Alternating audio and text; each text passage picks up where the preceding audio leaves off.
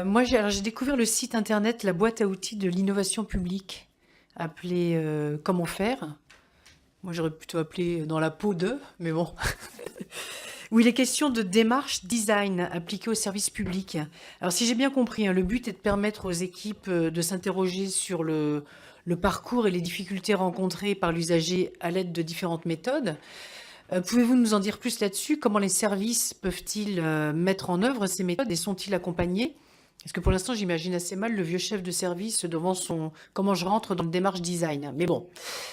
Par ailleurs, je m'interroge souvent aussi sur la situation des personnes qui sont aujourd'hui éloignées des services numériques et qui ont un besoin impérieux d'être en contact avec des personnes. On en a beaucoup parlé avant.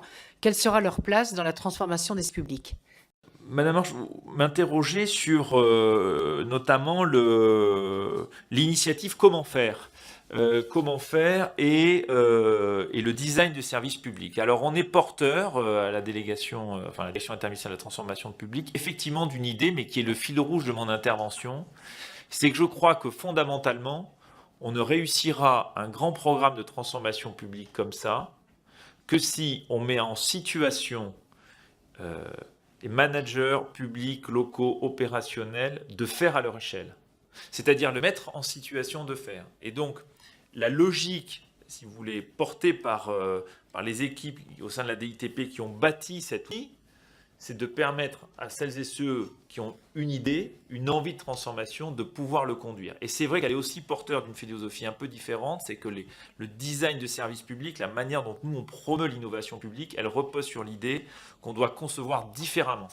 C'est-à-dire on associe les usagers. On a créé un réseau des laboratoires d'innovation publique, maintenant qui sont à peu près sur l'ensemble des territoires. C'est-à-dire comment je fais collaborer les usagers directement à la construction de la réforme, comment je les inclus dans la fabrication du service public, comment je traite l'ensemble des parties prenantes. Et donc, l'idée finalement de comment faire, c'est de permettre à toutes celles et tous ceux qui veulent rentrer dans cette démarche-là, d'avoir les outils pour le faire. Parce que moi, je suis persuadé que si on veut réussir, il faut qu'il y ait des milliers finalement d'agents publics, de managers publics, qui chacun dans leur domaine prennent l'initiative d'engager dans le périmètre qui est le leur, des améliorations de services, de transformation de la modernisation. C'est un axe très très fort, c'est en fait une mise en mouvement collectif, parce que vu du haut, encore une fois, et ce n'est pas un texte, quelle que soit sa qualité, qui permettra d'aller au bout de la transformation. Il doit créer les conditions le permettant. Et c'est pour ça que je trouve ça très important de faire figurer dans ce texte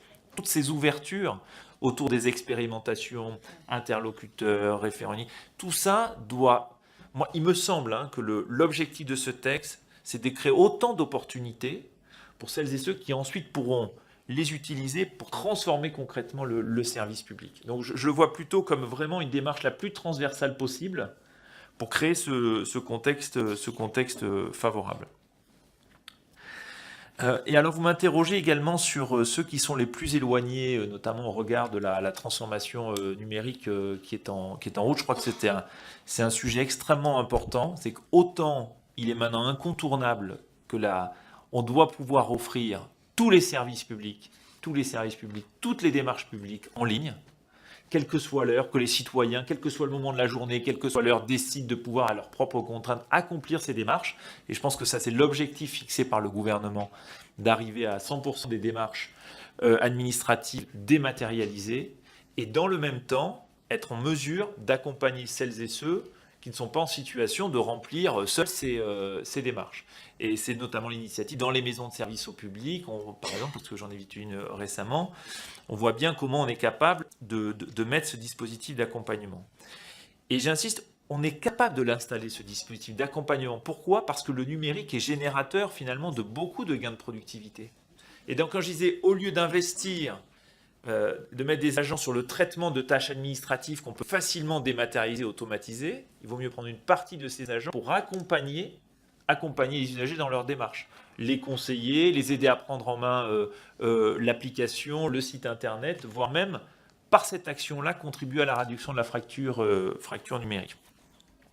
Et je pense que l'objectif d'inclusion numérique, il est très haut dans l'agenda gouvernemental, à côté de la dématérialisation et de l'ambition finalement de transformation numérique de l'État.